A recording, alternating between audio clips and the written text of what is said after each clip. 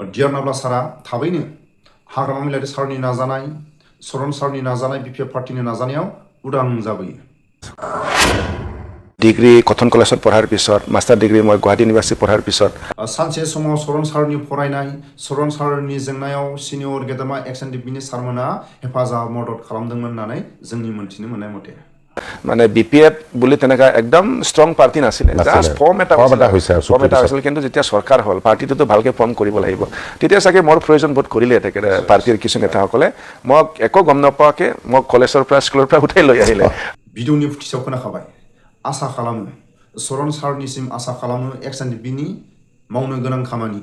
एक्सएनडिपिनि जेंनायाव चरण सारा जाहाथे अन्नानै हेफाजाब मदद खालामो हाग्रामा सारनि हेफाजाब मदद लानानै जोंनि खोनानो मोननाय मथे सानसे समाव चरण सारनि फरायनाय चरण सारनि जेंनायाव सिनियर एक्सएनडिपिनि सारमोना हेफाजाब मदद होबोदोंमोन होननानै जोंनि मोनथिनो मोननाय मथे बिनि थाखायनो जों आसा खालामो जाहाथे एक्सएनडिपिनि मावनो गोनां खामानि एक्सएनडिपिनि जेंना बेफोरनि सायाव जाहाथे चरण सारा एसेबाबो हेफाजाब मदद खालामो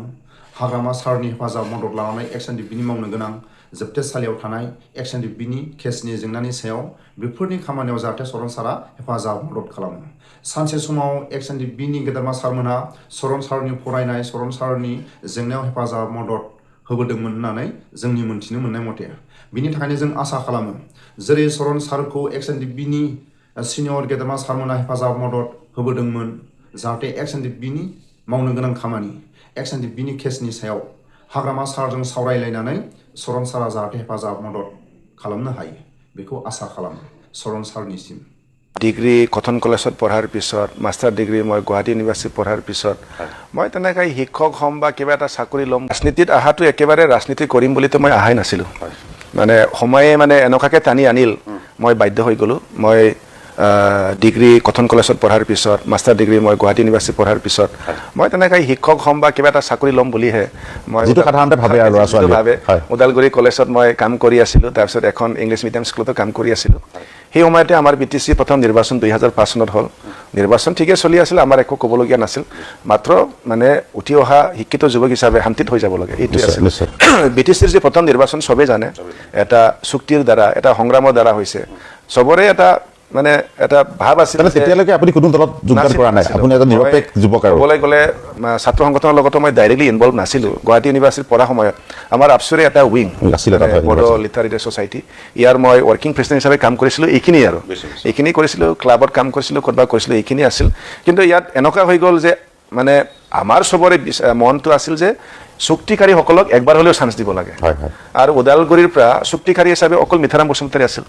ডিএলটিৰ প্ৰভাৱটো ওদালগুৰি জিলাত এনেও কম আছিল আমাৰ চবৰে মানে আশা বা বিচাৰাটো এইটোৱে যে মিঠাৰাম বসুমতাৰী পুনৰ জিকি যাব লাগে আৰু যিহেতু তেখেতে 1.5 বছৰ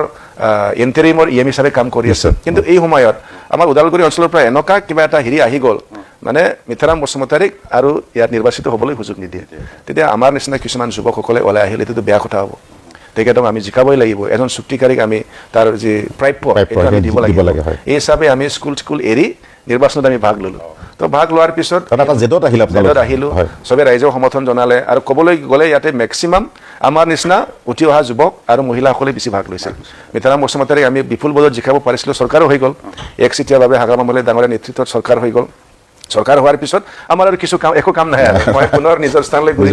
কলেজত ঘূৰি গ'লোঁ স্কুলত ঘূৰি গ'লোঁ এই সময়ত কি হ'ল মানে তেতিয়ালৈ মানে আপোনাৰ আনুষ্ঠানিক শিক্ষা শেষ হ'ল আৰু শিক্ষা শেষ হৈছিল মাষ্টাৰ ডিগ্ৰী শেষ হৈ গৈছিল তেতিয়া কি হ'ল মানে বিপিএফ বুলি তেনেকা একদম ষ্ট্ৰং পাৰ্টি নাছিলে জাষ্ট ফৰ্ম এটা হৈছিল কিন্তু যেতিয়া চৰকাৰ হ'ল পাৰ্টিটোতো ভালকে ফৰ্ম কৰিব লাগিব তেতিয়া চাগে মোৰ প্ৰয়োজন বোধ কৰিলে তেখেতে পাৰ্টিৰ কিছু নেতাসকলে মোক একো গম নাপাৱাকে মোক কলেজৰ পৰা স্কুলৰ পৰা উঠাই লৈ আহিলে আহি পেলাই ডাইৰেক্টলি এটা সমষ্টিত মোক দায়িত্ব দিলে যে সাধাৰণ সম্পাদকৰ দায়িত্ব চলাব লাগে বিপিএফৰ পৰা মই মিঠাৰাম বসুমতাৰীৰ লগতে মই জেনেৰেল ছেক্ৰেটাৰী হিচাপে কাম কৰিলোঁ আৰু আমাৰ ওদালগুৰি জিলাটো আনডিভাইডেড দৰঙৰ লগতে চব চলিছিল আৰু চেনিয়ৰ মিঠাৰাম বসুমতাৰী আছিল মই ইমানলৈকে কাম কৰিব লগা হ'ল তেখেতসকলৰ লগত গোটেই জিলাত মোৰ চিনাকি হ'ল আৰু তেনেকৈ আহি মই একেৰাহে বোধহয় তেখেতৰ লগত 6 বছৰ মই জেনেৰেল ছেক্ৰেটাৰী হ'লোঁ ওদালগুৰি জিলা বিপিএফক মই জেনেৰেল ছেক্ৰেটাৰী লৈ গ'ল 4 বছৰ